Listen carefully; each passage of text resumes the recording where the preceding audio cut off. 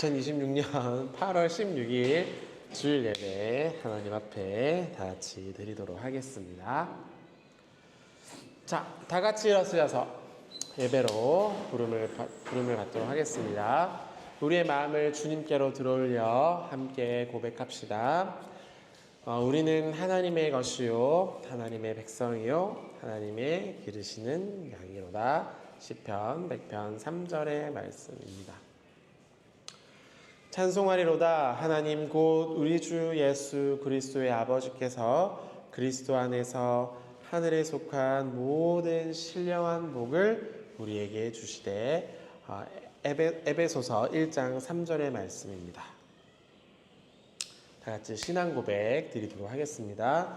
전능하사 천지를 만드신 하나님 아버지를 내가 믿사오며 그 외아들 우리 주 예수 그리스도를 믿사오니 그는 성령으로 잉태하사 동정녀 마리아에게 나시고 본디오 빌라도에게 고난을 받으사 십자가에 못 박혀 죽으시고 장사한 지 사흘 만에 죽은 자 가운데서 다시 살아나시며 하늘에 오르사 전능하신 하나님 우편에 앉아 계시다가 저리로서 산 자와 죽은 자를 심판하러 오시리라.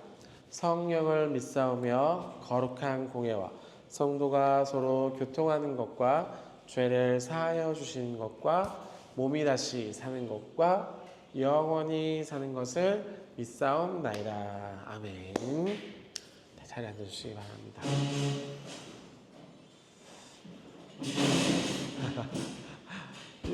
일부러 이렇게 좀 목적으로 얘기했는데 좀 불편하고 좀 편하게 합니다. 잠언 13장 11절에서 20절입니다. 망령되게 얻은 이 재물은 줄어가고 손으로 모은 것은 늘어가느니라. 소망이 더디 이루어지면 그것은 마음을 상하게 하거니와 소원이 이루어지는 것은 곧 생명나무니라. 말씀을 멸시하는 자가 자기에게는 패망을 이루고 계명을 두려워하는 자는 상을 받느니라. 지혜 있는 자의 교훈은 생명샘이니 사망의 이 그물에서 벗어나게 하느니라. 선한 지혜는 은혜를 베푸나 착한 자의 길은 험하니라. 무릇 슬기로운 자는 지식을 행하거니와 미련한 자는 자기의 미련한 것을 나타내느니라. 악한 사자는 재앙에 빠져도 충성된 사신이죠. 사신은 양약이 되느니라. 훈계를 버리는 자에게는 궁핍과 수욕이 딸을 이르거니와 경계를 받는 자는 좋은 영을 받느니라. 소원을 성취하면 마음이 달아도 미련한 자는 악에서 떠나기 싫어하느니라. 지혜로운 자와 동행하려면 지혜를 얻고 미련한 자와 사귀면 해를 받느니라. 아멘. 신약 성경입니다. 예수께서 성전에서 가르치실 때에 대답하여 이르시되 어찌하여 서기관들이 그리스도 다윗의 자손이라 하느냐. 다윗이 성령에 감동되어 말하되 주께서 이르시되 내가 내 원수의 발 앞에 둘 때까지 내 우편에 앉으리라 하셨도다 하였느니라. 다윗이 그리스도를 주라 하였은즉 어찌 그의 자손이 되겠냐 하시니 많은 사람들이 즐겁게 듣더라. 아멘. 내 삶의 이유라 찬양 드리도록 하겠습니다.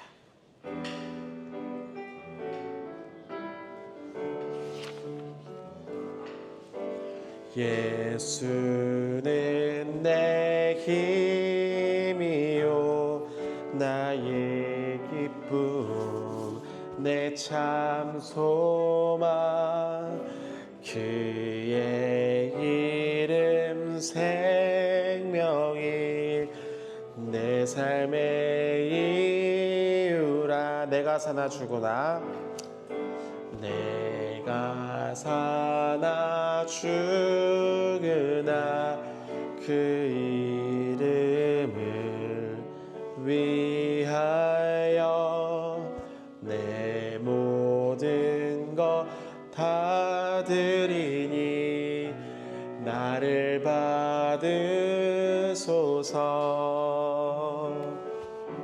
오직 주만 따라갑니다. 오직 주만 높임 받으소서. 내 평생에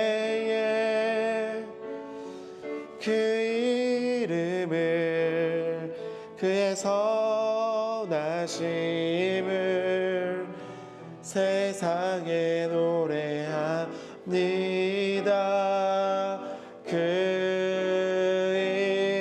이름에 크신 능력 영원한 생명이 내 삶의 이유라. 내 평생에 내 평생에 그 이름을 그의 선하심을 세상에 노래합니다. 그 이름에 크신 능력 영원한 생명이 내 삶의 이유라. 아멘. 같이 기도드리겠습니다. 오직 주만 따라 오늘도 순종함으로 이 예배의 자리로 우리를 이끌어 주시고 우리의 마음과 생각을 인도하여 주신 하나님 참으로 감사드립니다. 한 주의 삶을 돌아보면 부족했고 연약했고 힘들고 어려운 일이 많았음을 고백합니다. 그런데 불구하고 우리를 사랑하여 주셔서 은혜로 이 자리로 불러주시고 또 삶의 자리자리 곳곳에서 하나님의 사랑이 충만할 수 있도록 우리를 붙들어 주신 것에 감사를 드립니다. 오늘도 그 힘을 의지하여 예배 자리로 왔사오니 주께서 오늘도 귀하고 거룩한 말씀을 들려 보여주시고 오늘도 말씀을 통하여 하나님의 크심과 그 은혜와 사랑과 구원과 생명을 알게 되어지는 귀한 시간 되게 하여 주시옵소서. 감사를 드리며 예수님의 이름으로 기도드립니다. 아멘.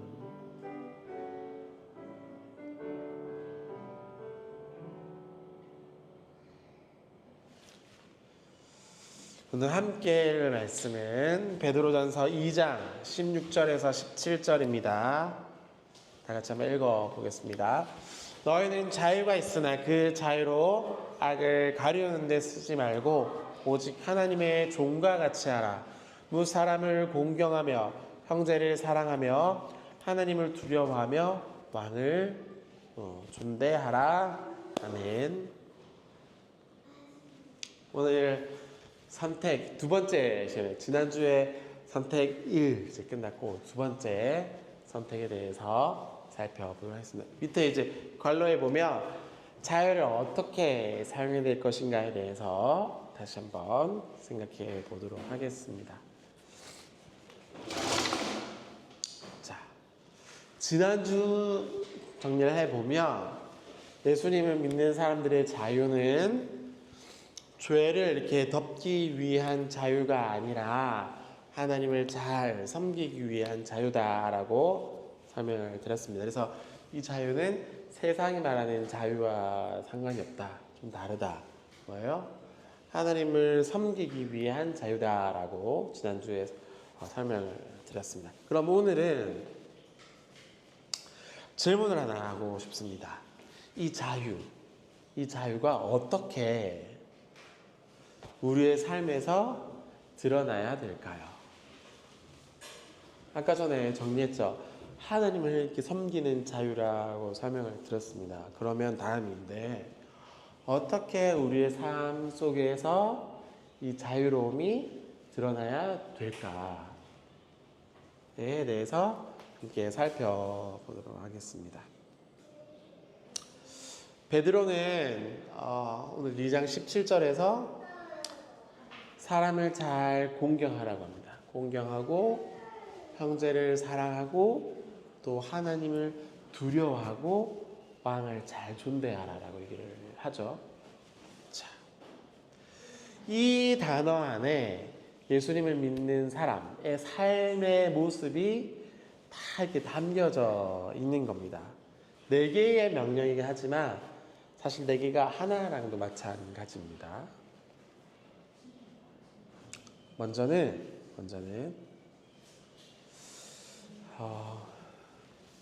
이 회복된 양심이죠. 양심은 용서해 준 것을 선택을 합니다. 요즘에 세상 사는 거 보면 용서하는 모습 찾기가 어렵습니다. 조금이라도 나에게 피해를 주거나 막 하면 화를 나거나 이렇게 하거나 경찰서에 신고하거나 용서의 모습은 찾기가 어렵습니다. 왜? 점점점 내가 중요한 이 세상에 다가왔기 때문입니다. 그런데 하나님께서 주신 자유의 사람들은 이 회복된 양심이 있고 이 양심은 용서를 선택한다고 얘기를 합니다. 이게 무엇인지를 살펴보도록 하겠습니다. 이 사람은 양심을 이렇게 속일 수가 없죠. 속이지 불가합니다. 이 양심은 다 이렇게 드러나게 됩니다. 결국엔. 또 사람은 이게 법을 피할 수 있어요? 없어요? 법? 피하지 못하죠. 무슨 불법을 행했다면 꼭 경찰이 부르든지 감옥에 가야 합니다. 이 사람들의 눈도 속이지를 못합니다. 겉으로는 좋아 보여도 결국엔 마음의 속에 사람들이 드러나게 되기 때문이죠. 결혼했는데 겉으로 볼 때는 괜찮은데 진짜 살아보니까 쉽지 않았어 라고 말하는 사람이 많은 이유는 뭐예요? 겉과 속을 완전히 숨기지 못하기 때문입니다. 때문에 하나님께서 우리 안에 두신 양심을 속일 수 없다라고 얘기를 합니다. 그래서 두 얼굴 가면을 가리고 있지만 결국엔 다 드러나게 됩니다. 결국엔. 자, 그래서 3장 9절에서는 깨끗한 양심, 믿음의 비밀을 가진 자라야 될 거다라고 말하고 사도행전 24장 16절에서는 이로써 말미암아 나도 하나님과 사람에 대하여 항상 양심의 거리낌 없기를 힘쓴다라고 말을 합니다. 그러니까 양심은 뭐냐면 하나님께서 주신 거예요. 너 이제 말하잖아. 너 양심 없어 라고 말할 때 세상이 말하는 양심은 좀 다릅니다. 요즘에 이 양심이라는 단어 많이 사용하지 않잖아요. 양심에 뭘 호소하지도 않습니다. 하지만 예수님을 믿는 사람들은 이 양심이 어떻게 된 사람들 부르는 거예요? 회복된 양심을 가지고 살아가는 사람들이라고 부르는 거예요. 예수님을 믿는 사람 때문에 이 양심이 나를 보게 만들고 내가 틀렸는지 잘하는지를 판단하게 만들어 주는 것이죠. 좋은 이 양심은 단순하게 착한 마음이 아니라 하나님께서 우리를 새롭게 거듭나게 해 주신 마음이라는 얘기입니다. 그래서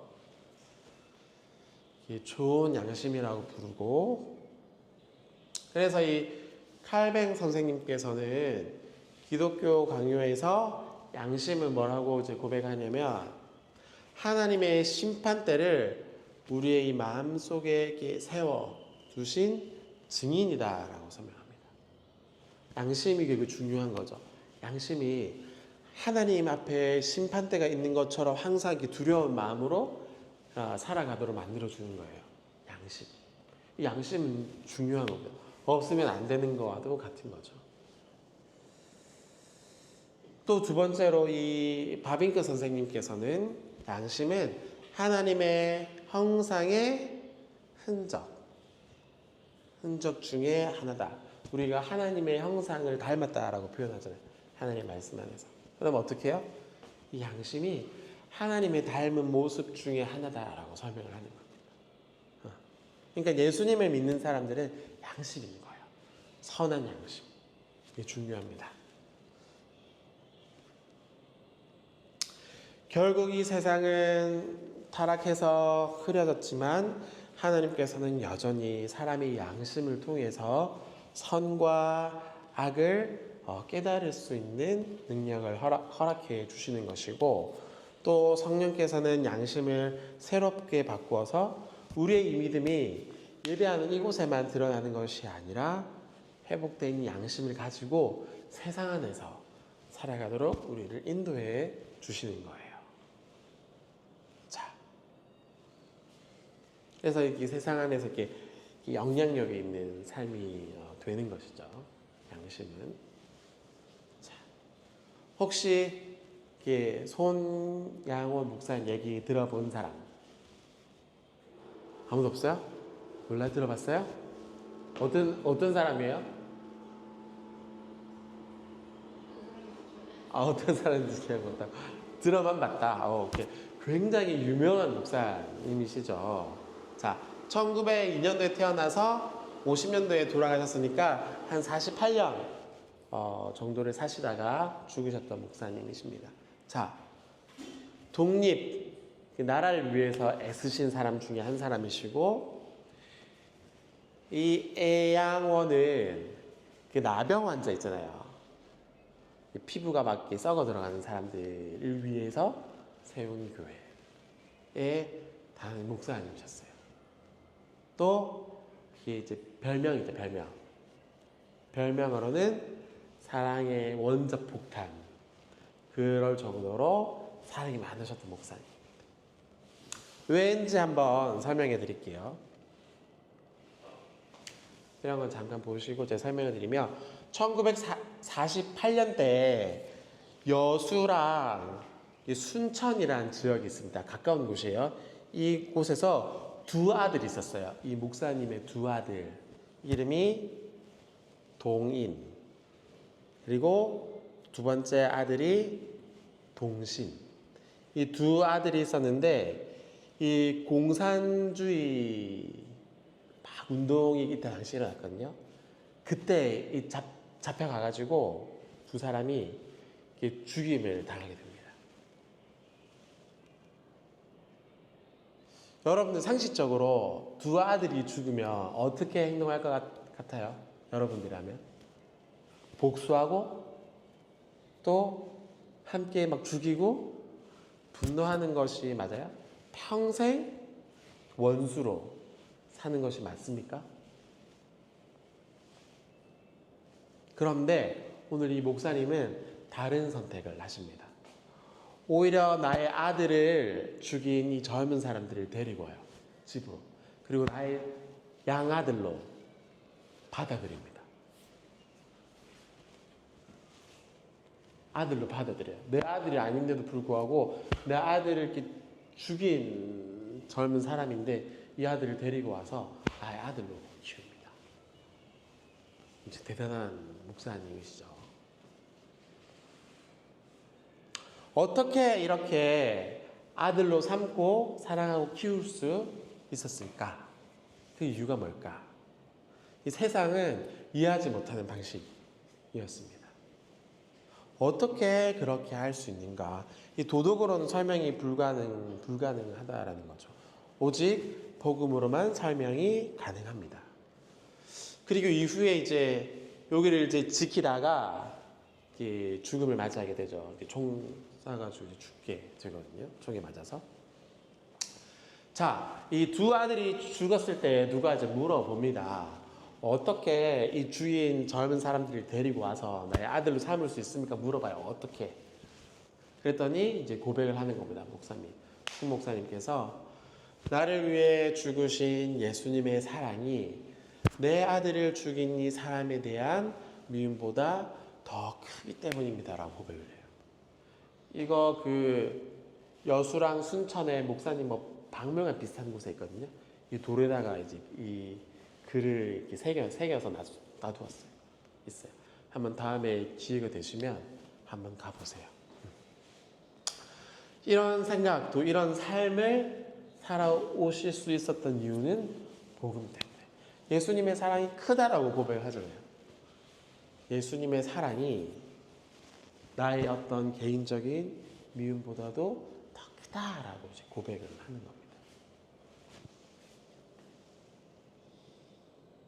그래서 베드로가 말한 것과도 같죠. 악을 악으로 또 욕을 욕으로 갚지 말고 오히려 복을 빌어라 라고 말을 합니다. 이를 위하여 너희가 제가 부르심을 받았다라고 말합니다. 이렇게 행동하는 이유는 뭐예요? 복을 이어받게 하려고 라고 말합니다.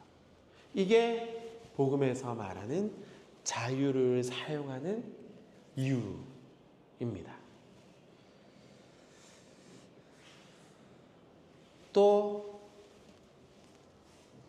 욕을 당하지만 맞대어가지고 욕하지 않으시고 고난을 당하지만 위협하지 아니하시고 오직 공의로 심판하신 이에게 부탁한다.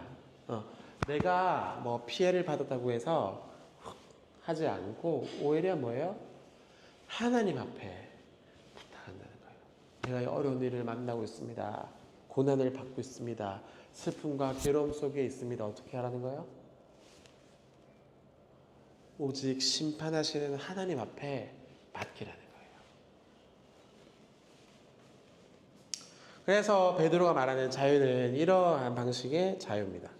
죄를 지을 자유가 아니라 용서해 주어야 할 자유, 또 사랑해야 될 자유, 축복해 주어야 될 자유에 대한 얘기입니다.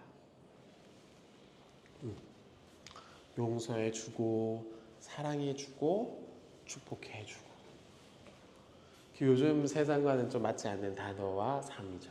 그런데 하나님께서 우리를 그런 방식으로 불러주셨다라는 겁니다.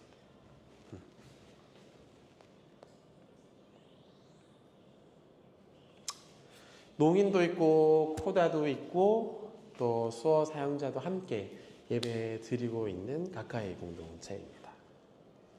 결국 우리의 목적 뭐예요? 이기는 것이 아니라 예수님을 잘 드러내는 것입니다.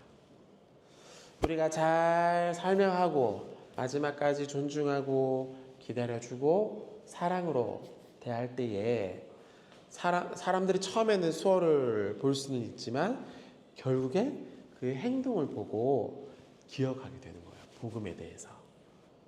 때문에 저 사람은 다르다라고 말을 하게 되는 거죠.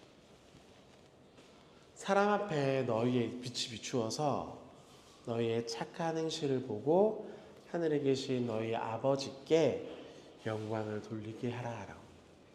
여러분 한 사람 한 사람들의 자유를 잘 사용하면 이 모습을 보고 세상 사람들이 예수님에 대해서 또 복음에 대해서 알게 된다라는 얘기입니다.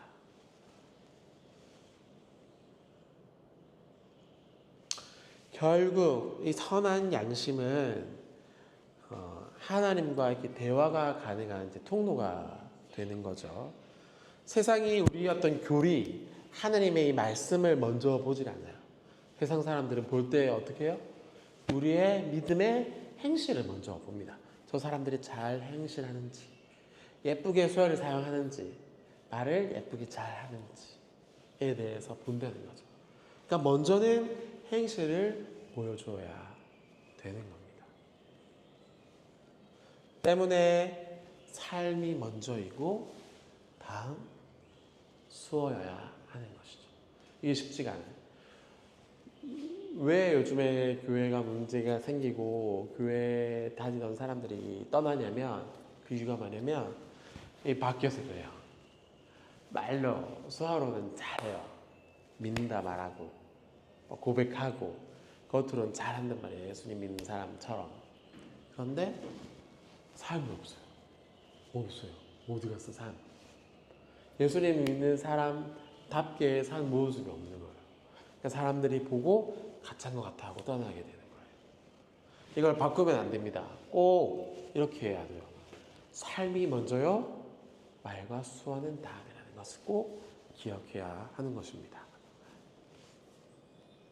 그렇다면 오늘 네 가지 짧게 좀 설명을 드릴게요. 자유를 사용할 때 사람을 잘 공경하라고 말합니다. 사람을 잘 공경하라. 그러니까 선택해서 공경하는 것이 아니라 모든 사람에게 내가 좋아하는 사람만 아니고 나랑 비슷한 사람만 아니고 나랑 뭐 가는 방향이 비슷한 사람만이 아니라 모든 사람을 사랑하고 공경하라. 또 나를 하고 힘들게 해주는 사람까지도 포함하는 겁니다. 왜? 이유가 뭐예요? 나를 힘들게 해주는 사람까지 사랑해야 되는 이유가 뭐예요? 이 사람도 하나님의 형상으로 지음 받았기 때문에 사랑해야 되는 것입니다.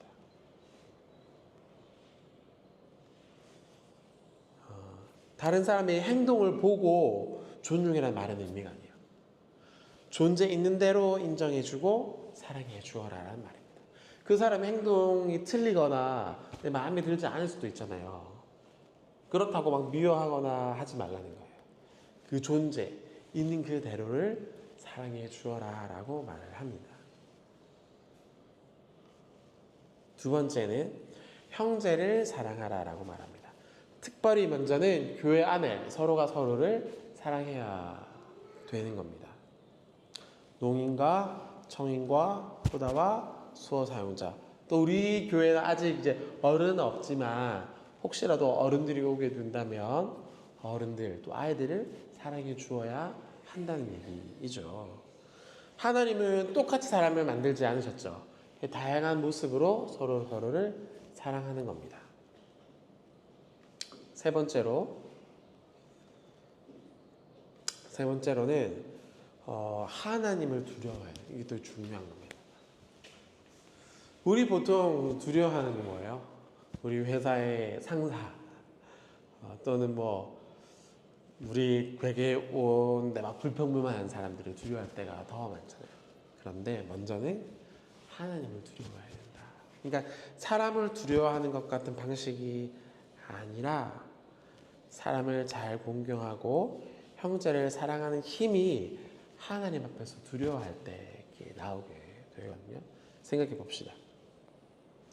거룩한 하나님 앞에 두려워하면 사람을 쉽게 생각할 수 있을까요? 아니죠. 더 조심해서 말하고 조심해서 행동해야 되겠죠. 왜?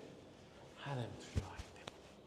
마음대로 못하는 겁니다. 사람을 마음대로. 이것을 기억해야 된다라는 말입니다. 우리가 하나님 앞에 항상 사랑한다고 생각하면 사람을 잘 공경하고 사랑할 수 있게 되는 겁니다. 마지막으로 네 번째. 왕을 존대해라고 얘기를 합니다. 이 당시에 편지를 보내고 또 받는 사람들이 있는 환경입니다. 이 네로 왕이었어요.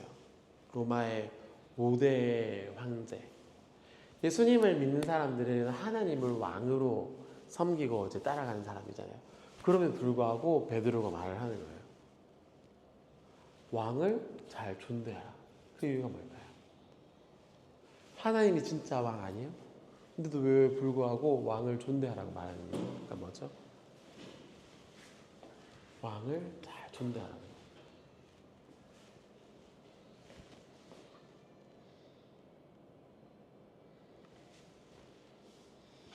다른 여러 신들을 섬기고 술 취하고 우상을 섬기고 여러 불의가 가득한 이 나라 안에서 그런데 불구하고 왕을 잘 존대하라고 얘기합니다. 베드로가. 왜 저는 좀 잘 이해가 안 됐거든요. 그런데 이 권력이 영원해요? 아니죠. 나이가 들면 결국 죽게 되겠죠. 이 명성도 영원히 가능합니까? 불가능해요. 잠깐 짧아요. 그 이유가 뭐예요? 하나님께서 잠깐 맡겨주신 것 뿐이기 때문입니다. 베드로님이 알고 있었어요. 권력이 완전해서가 아니라 하나님이 완전하시기 때문에 이렇게 왕 앞에 존대하라라고 얘기를 합니다.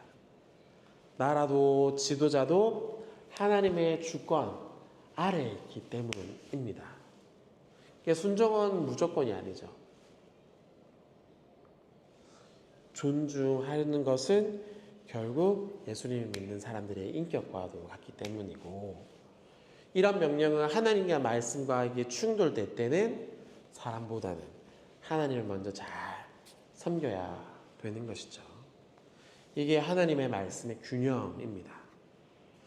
결국 자유는 내가 원하는 것을 이루는 어떤 능력이 아니라, 그러니까 하나님의 복음을 내가 이용하는 것이 아니라 하나님이 기뻐하시는 것을 선택할 수 있는 능력이고요. 우리 가운데 그 자유를 완전하게 사용하시는 분은, 우리 사람이 자유를 완전하게 사용이 가능한가요? 불가능해요. 왜냐면 우리는 죄를 지을 때도 많고 하나님께서 기뻐하시지 않는 일을 할 때도 많아요. 근데 유일하게 이 자유를 하나님의 뜻대로 온전하게 사용하는 한 사람이 누구냐면 예수님. 그러니까 우리가 이 예수님을 믿고 따라가는 겁니다. 이 자유를 완전하게 사용하실 줄 알기 때문에. 그래서 이 자유를 우리의 어떤 죄를 덮는 데 사용하지를 말고, 변명하는 데 사용하지 말고, 세상이 말하는 어떤 무기로 사용하지 말고 하나님의 종으로 모든 사람을 공경하고 형제를 사랑하고 하나님을 두려워하고 세상의 중심에서 하나님의 향기를 잘 나타내는데 사용하시기를 부탁을 드립니다. 그래서 이 자유는 좋은 것 같지만 또 어려운 걸 동시에 맞는 것 같기도 해요. 여러분들이 잘 기억하시고, 오늘도 사실 여러분들 자유할 수 있잖아요. 예배 자리로 오지 않고 그냥 집에서 해도 괜찮잖아요. 근데 여러분들이 스스로 자유를 잘 선택해서 이 예배 자리로 오신 거잖아요. 이건 잘 선택한 자유.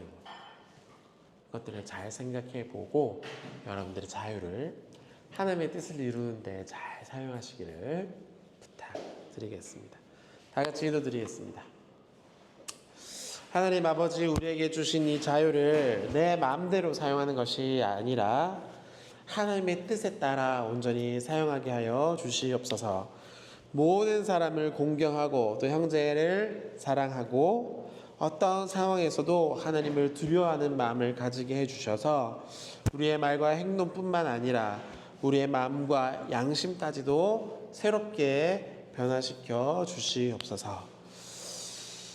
용서해 주기 어려운 사람을 용서해 주고 사랑하기 어려운 사람을 사랑하게 해 주시고, 우리 가까이 공동체 삶을 통하여서 세상이 예수님의 사랑을 보고 알게 하고 또 그 삶 속에서 예수님의 향기를 드러내는 거룩한 주님의 성도가 되게 하여 주시옵소서.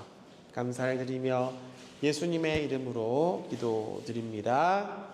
아멘.